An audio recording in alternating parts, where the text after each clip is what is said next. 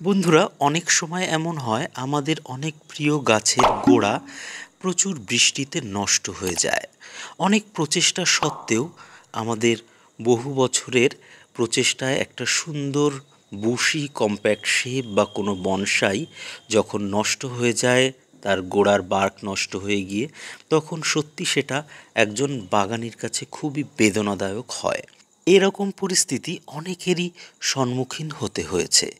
আজকের ভিডিওতে আমি এরকম পরিস্থিতিতে আমরা কি করে সেই গাছ থেকে আরেকটি গাছ তৈরি করে ফেলতে পারি, সেই গাছের অনুরূপ, তাই নিয়ে আলোচনা করতে চলেছি। একই রকম পদ্ধতিতে আমরা কোনো বড় গাছের কোনো নির্দিষ্ট সেকশন কেটে আমাদের প্রিয় কোনো একটা বনসাই বা কোনো একটা মিনিয়েচার বনসাই প্যাটার্নের গাছও রেডি করে নিতে পারবো। বেশ কিছুদিন আগে আমি এরকম একটা শর্ট আপনাদেরকে দেখিয়েছিলাম, যেখানে দেখুন আমার এই গাছটার বার্ক নষ্ট হয়ে গেছিল। দেখুন, এর বার্কটা নষ্ট হয়ে যাওয়ার কারণে কিন্তু গাছটা মরতে বসেছিল। দেখুন, এর গোড়ার দিক থেকে বেশ অনেকটা জায়গা সম্পূর্ণভাবে ফাঙ্গাল এবং ব্যাকটেরিয়াল ইনফেকশনে নষ্ট হয়ে যায়। আমি এই গাছটাকে এরকমভাবে তার উপরের যে স্কিন রয়েছে সেটাকে সরিয়ে সেখানে অ্যান্টিফাঙ্গাল, হিউমিক অ্যাসিড এবং সামান্য রুটিং হরমোন পাউডার মিশিয়ে একটা প্রলেপ দিয়ে দিই, এবং এরপরে যেমনভাবে এয়ার লেয়ারিং করে ঠিক সেরকমভাবেই একটা মাটির দলা সেখানে বেঁধে দিই, ঠিক যেভাবে আমরা কলম করে থাকি।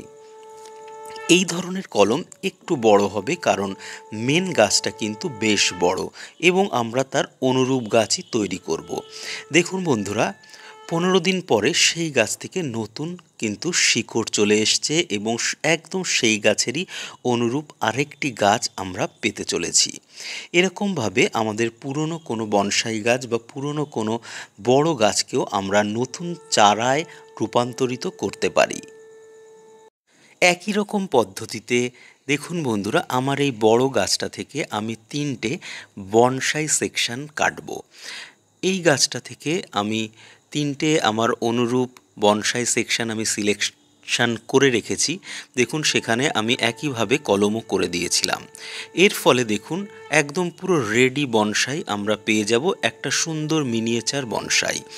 আমি আজকে একটা ডাল কাটলাম, আরও দুটোতে শিকড় আসা শুরু করে দিয়েছে, কিন্তু এখনও ম্যাচিওর হয়নি বলে আজকে সেটা কাটলাম না।